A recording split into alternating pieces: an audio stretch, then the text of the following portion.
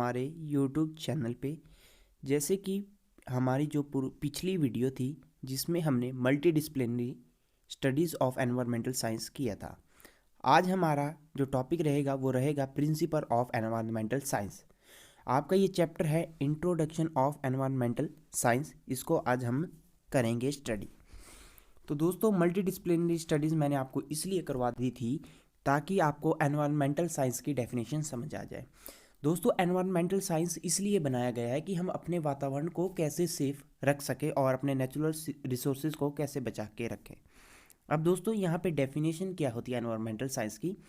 ये एक स्टडी है जिसमें हम इंटरेक्शन करते हैं बिटवीन आपके physical, chemical and biological component of the earth natural environment.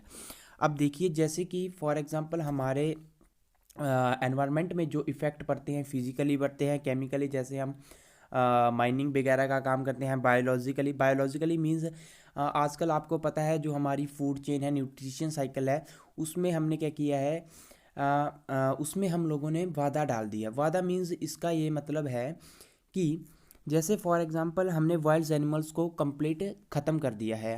हमारे जो जानवर है जैसे कि आपके बर्ड्स है वो भी बार बार ख़त्म हो रहे हैं। तो यही ये बताता है आपका एनवायरमेंटल साइंस कि it is the study of the interaction between physical, chemical and biological component of the earth natural environment. ठीक है, ये कंपोनेंट क्या इंक्लूड करते हैं, आपकी एनर्जी करते हैं जो आप एग्रीकल्चर वर्क करते हैं, and water resources and environmental study deal with the effect the organism, कि क्या इफेक्ट करते हैं आपके ऑर्गेनिज्म में। तो ये आपकी डेफिनेशन थी। अब दोस्तों, यहाँ पे आपको प्रिंसिपल्स है, 7 प्रिंसिपल है आपकी बुक के अंदर। जैसे कि पहला प्रिंसिपल है आपका nature knows best, all forms of life are important, everything is connected to everything else, everything changes, everything must go somewhere, our is a finite earth and nature is beautiful and our earth is very very beautiful। ये इसका है, आप यहाँ पे and को cut कर सकते हैं। मैं आपको इसके नोट्स हैं वो हैंड रिटन आपको वेबसाइट पे मिल जाएंगे। अब दोस्तों, यहाँ पे आता है कि पहला आपका प्रिंसिपल होता है नेचर नोस बेस्ट। ये यहीं से पता चल रहा है कि हमें अपने जो भी प्रकृति है उसको अच्छे तरीके से जानना चाहिए और अपना बेस्ट देना चाहिए। मतलब उसके बारे में देखिए, यहाँ पे लिखा हुआ है this principle is the most basic because human have to understand nature and have to follow the rules about the nature. अब दोस्तों, जैसे कि हमने मल्टी डिसिप्लिनरी सिस्टम में देखा था कि हम वातावरण को इस तरीके से भी बचा सकते हैं कि हम अपने नेचर के प्रति कुछ लॉस बनाएं। जैसे आप पेड़ों को नहीं काट सकते, वाइल्ड एनिमल को नहीं मार सकते। तो इसीलिए है कि हमें अपने वातावरण को अच्छे तरीके से जानना होगा। One natural process that needs serious attention is nutrition cycle. अभी आपको बताया कि हमारी जो नेचुरल प्रोसेस है वो सीरियस अटेंशन है। अगर हमारी जो न्यूट्रिशन साइकिल में एक चेन भी अगर ख़त्म हो गई तो हमारी न्यूट्रिशन साइकिल में काफ़ी इफेक्ट पड़ेगा और हमारे वातावरण में भी काफ़ी इफेक्ट पड़ेगा। ये मैं अभी आपको दूसरे प्रिंसिपल में अच्छे तरीके से समझाऊंगा। अब देखिए, फॉर एग्जांपल, अब देखिए हम जैसे कि यूज़ करते हैं burning of farm wastage instead of allowing them to decompose naturally disturb this cycle in burning most of the organic compound are lost. अब जैसे हम फॉर एग्जांपल हम कंपनी फैक्ट्रीज़ के बारे में लगाते हैं। फैक्ट्रीज़ क्या करती हैं, हमारी माइनिंग करती है, डिगिंग करती है। अब मैं आपको एक एग्जांपल बताता हूँ। अभी आपने हिमाचल प्रदेश या उत्तराखंड की न्यूज़ पढ़ी है। उत्तराखंड में तो वो केदारनाथ की ट्रेजरी हुई थी बड़े पहले। अब दोस्तों, ये हिमाचल के पहाड़ है, यहाँ पे आपका ये पंजाब है। आप प्लीज़ यहाँ पे हिस्ट्री ना समझे लेकिन मेरा मीनिंग समझिएगा। पंजाब है, ये आपका यहाँ से हिमाचल स्टार्ट हो जाता है जहाँ से ये पहाड़ है। अब दोस्तों, यहाँ पे पहले क्या था कि जो आपके यहाँ पे कंस्ट्रक्शन वर्क चला हुआ था कि कीरतपुर मनाली 4 वे चला था कि आई थिंक चंडीगढ़ से मनाली को 4 वे से कनेक्ट किया जाए। तो यहाँ से दोस्तों क्या किया गया था, इन पहाड़ों के बीच से टनल बनाई गई थी। अब दोस्तों, यहाँ पे जो भी कंपनी थी उसने क्या किया, उसने बड़ी बड़ी मशीनरीज लाई, मतलब डिगिंग करना स्टार्ट कर दिया और यहाँ पे ब्लास्टिंग होना स्टार्ट कर दिया। इसका क्या इफेक्ट पड़ गया, जो आपके यहाँ पे माउंटेन्स थे वो एक तरफ से हिल गए पूरे के पूरे। जैसे ही बरसात आई तो क्या हुआ, वो पहाड़ नीचे की ओर गिरने लग गए। तो यही मैं यहाँ पे समझाना चाहता हूँ, जैसे कि अगर हम प्रकृति के साथ छेड़ेंगे तो प्रकृति भी हमारे साथ छेड़ेगी। ये एक ऐसे था कि जैसे कि अगर हमें माइनिंग करनी है तो उसके लिए भी कुछ रूल्स होते हैं कि हमें इस हिसाब से करना होगा कि ताकि वो हमारे नेचर में कोई इफेक्ट ना पड़े। अब देखिए, burning of farm waste instead of allowing them to decompose naturally disturb the cycle. In burning most of the organic compound are lost. हमारे जैसे कि हम फैक्ट्रीज में, अगर जैसे कि अभी आप फॉर एग्जांपल ये लगा लीजिए, आपके बुक्स के पेज है ये, किससे बनते हैं, लिप्स से बनते हैं। अगर हम पेड़ों को उगाना ही बंद कर देंगे तो क्या होगा, हमें काफ़ी इफेक्ट पड़ेगा। तो यहाँ पे ये नेक्स्ट लाइन मैंने अपनी मर्जी से लिखी हुई है कि सो पीपल मस्ट, यहाँ पे लिखा है so people must not go to the natural process which can affect the environment. Human dependency only on nature. If we are destroyed natural product so it is a difficult to survive the future generation. That's why we can aware and protect the environment. अब यहाँ से आप समझ गए कि हमें future generation के लिए अपने एनवायरमेंट को बचाना है। अब दोस्तों ये आ गई आपकी all forms of life are important. काफ़ी इंपॉर्टेंट है। मैं अभी आपको जो अभी मैंने पीछे बताया उसके बारे में भी मैं अच्छे से बताता हूँ।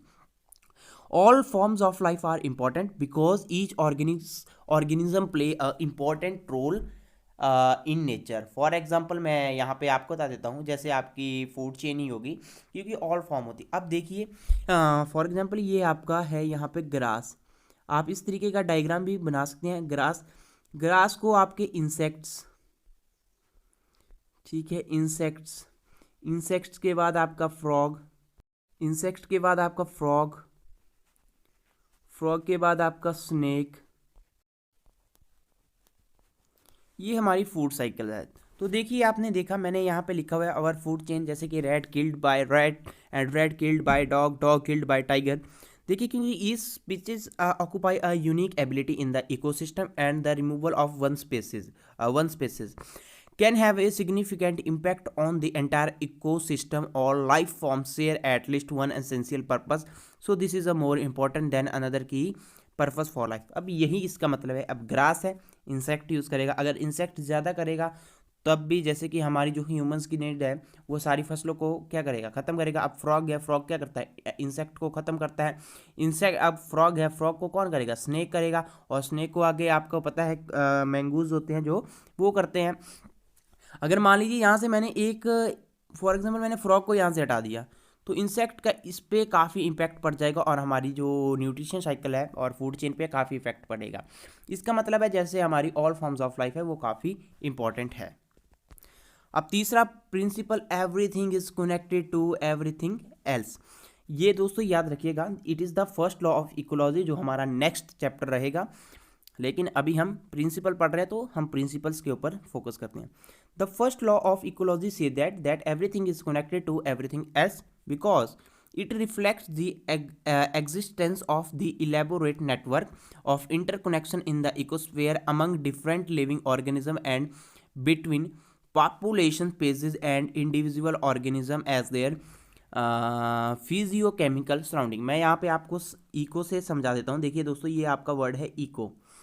मेरा यहाँ पे आप याद रखिएगा कि जो लॉजी है, लॉजी का अर्थ होता है स्टडी और इको का मतलब होता है कि पॉपुलेशन का क्या इफेक्ट पड़ रहा है हमारे एनवायरनमेंट में।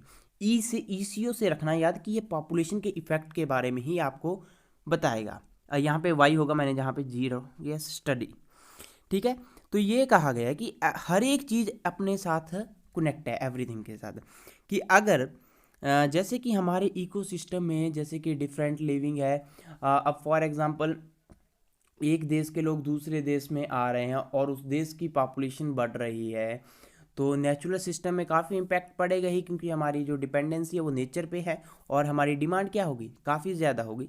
तो हमें इस बात का भी ध्यान रखना होगा। लेकिन यहाँ से यही याद रखिएगा कि ये प्रिंसिपल जो बेस होता है वो आपके पॉपुलेशंस के बारे में होता है, क्योंकि इकोलॉजी में यही हम स्टडी करते हैं। ये मैं आपको नेक्स्ट चैप्टर में बढ़िया तरीके से समझाऊंगा। अब दोस्तों नेक्स्ट है एवरीथिंग चेंजेस।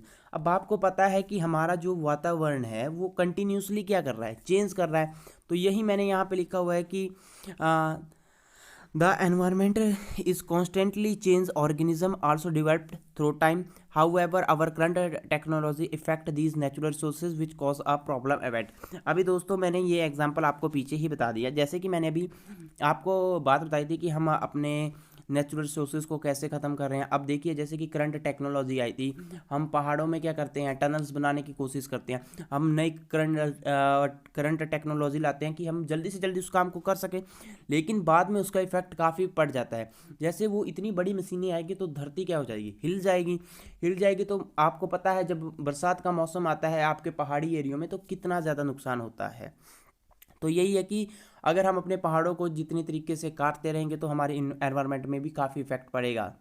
अभी आपने देखा होगा शिमला में पॉपुलेशन काफ़ी ज़्यादा बढ़ चुकी है, और जो शिमला पहले काफ़ी ज़्यादा ठंडा होता था लेकिन आज वह गर्म रहता है, बहुत ज़्यादा वहाँ पे गर्मी होती है। लेकिन पहले गर्मियों के सीज़न में भी वहाँ पे ठंड रहती थी, लेकिन अब गर्मियों में वहाँ पे जैसे आपके नीचे वाले एरिया में होते हैं, जो ग्राउंड एरिया होते हैं, उस तरीके की गर्मी होती है।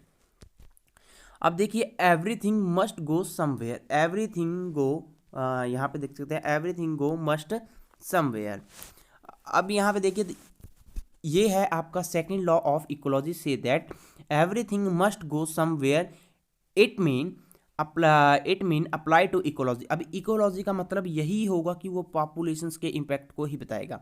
तो दोस्तों मैं यहाँ से आपको जो मैंने सेकंड लाइन लिखी हुई है ये वाली नेचर वाली, इसके ऊपर आप फोकस करेंगे क्योंकि ये काफ़ी इंपॉर्टेंट है। क्योंकि जो ऊपर लिखा है ये तो आपके सेकंड लॉ की डेफिनेशन है, लेकिन नीचे मैंने आपको मीनिंग समझाया है। In nature there is no final waste matter and energy are present and the waste produce in one ecology process is recycled in another. इसमें यही बताया है कि हमारे यदि हम कुछ यूज़ कर रहे हैं, जैसे प्लास्टिक का यूज़ कर रहे हैं, तो उसको रीयूज़ करें, क्योंकि इससे भी हमारा जो नेचुरल प्रोडक्ट्स है हमें बहुत कम नीड पड़ेगी। हमें हर चीज़ को क्या करना चाहिए, रीयूज़ करना चाहिए, यही आपका कहा गया है। और सेकंड ऑफ इकोलॉजी हम नेक्स्ट चैप्टर में पढ़ेंगे, तब मैं आपको ये बिल्कुल क्लियर करवा दूंगा। अब देखिए आवर इज़ ए फाइनाइट अर्थ। अब आपको पता है जो हमारे अर्थ में नेचुरल रिसोर्सेज है वो क्या है, इनफाइनाइट है कि फाइनाइट है, पता है फाइनाइट है। अब फॉर एग्जांपल अगर हम हर चीज़ को वेस्ट करते रहें, फॉर एग्जांपल हमने फसल उगाई, हमने एक बार उगा दी, बस उसके बाद कुछ नहीं करेंगे, इंडस्ट्रीज बनाएंगे, कुछ नहीं करेंगे, तो हम, क्योंकि ह्यूमन की जो डिपेंडेंसी है वो नेचर के ऊपर ही है।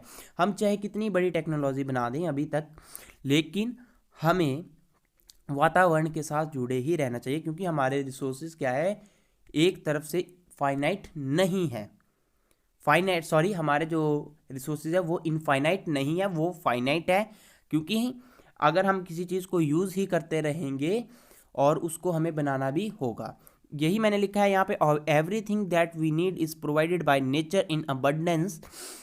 अबंडेंस मीन्स प्रचुर मात्रा में, food, water, energy, mineral and air. However some resources depend upon और extracted excessively nowadays, और एक्सट्रैक्टेड एक्सेसिवली, हमें यूज़ भी बहुत कम तरीके से करना।